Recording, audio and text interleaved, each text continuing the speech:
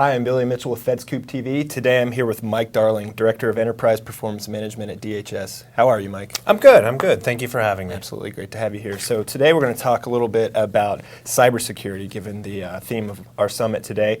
And I want to start off by asking you, what do you feel is the #1 disruptor within your organization that you're facing, positive or negative? So I think the biggest issue that we have within my organization is how do we deal with the growing dependency of the nation on cyber infrastructure. Mm-hmm. There's a bit of an irony there that the internet has connected all these networks and systems together, but we haven't connected our defenses.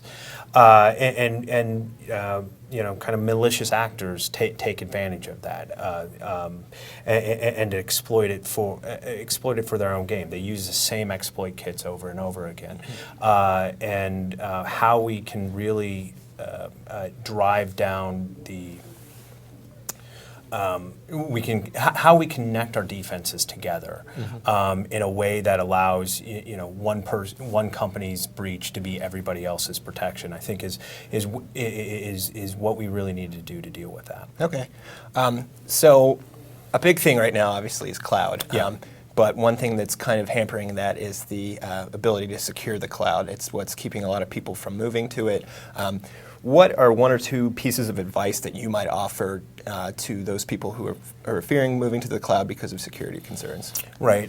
So within the government, we have the FedRAMP program, which is something agencies can use, and pre-certification of cloud providers.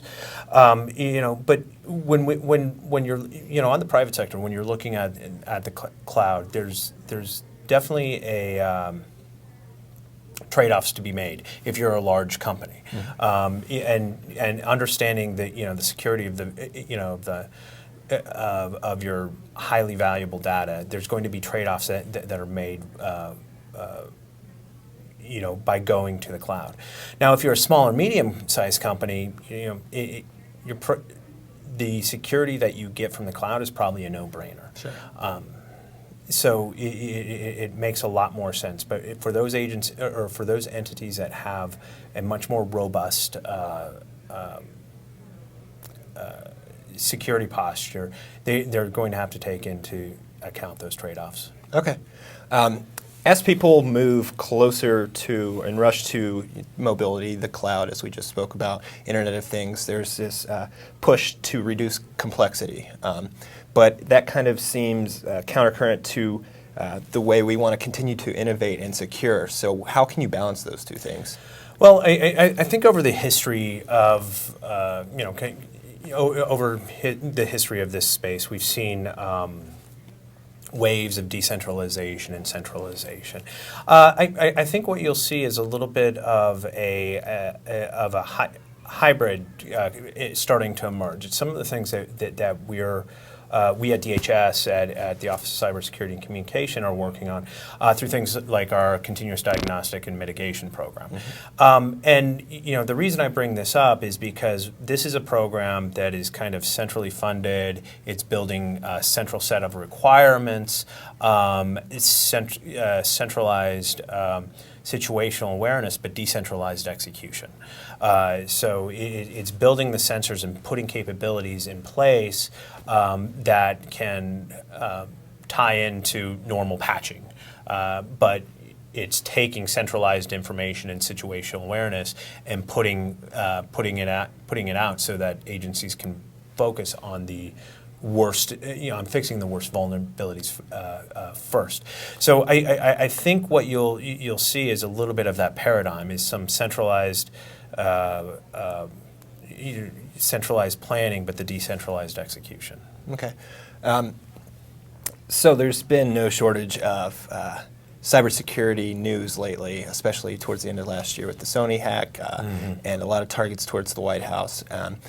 What kind of things are keeping you up at night in your cyber posture and cyber defense? And is there certain things technologically or policy-wise that you think we can do to kind of combat those issues?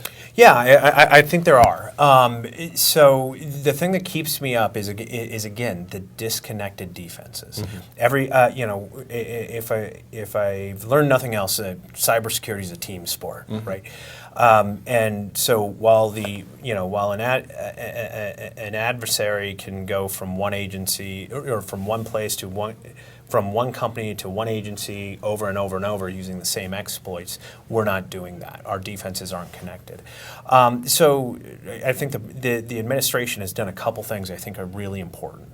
One is the president recently signed out an executive order on information sharing and analysis organizations. This designed to, we've got a lot of really great ISACs out there, information sharing and analysis centers, which we need to, and we want more of them. We build, if we build upon the successes we've had there and kind of export the sharing capabilities to a broader segments of critical infrastructure, that's really important, and it's something that I think we need to do. I think the other one is building a capability to disseminate information in near real time. We need to get the information about breaches and incidents to the people who need it to defend themselves, and we need to do it faster. You mentioned that cybersecurity is a team sport, so that leads naturally into my last question, talking about cyber workforce. What kind of things can we do to ensure that the cyber workforce is going to continue to keep our cyber security resilient? Yeah.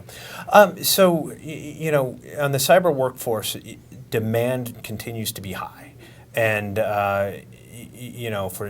for new talent, for existing talent, some of the things that I think we need to, and there's never enough of them. I think expanding that pool, training, education is a very important piece of it. But I think also one of the things that we see is keeping them current on what's actually going on. This is a rapidly evolving space. Keeping them up to date on the latest, what's happening in the threat environment, what's happening in the technological environment, and really investing in the people and ensuring they're keeping pace with change. And I think it's also important to note that you've got those very skilled technical people but we also have to invest in the rest of the workforce. I don't think technology is going to go any place but more broadly within, from where we are right now. And even non-technical people have to have an understanding of, what they should or should not do online. Or, spear phishing is an effective technique because it exploits that people who don't understand what they should be doing online. So it's a very important question. I think we need to do more. Sure, good point. Well, Mike, that's all I have for you, and I appreciate you taking the time to chat with us today. All right. Well, thank you very much. Absolutely. I appreciate you having me. Yep. I'm Billy Mitchell with FedScoop TV. Thanks for watching.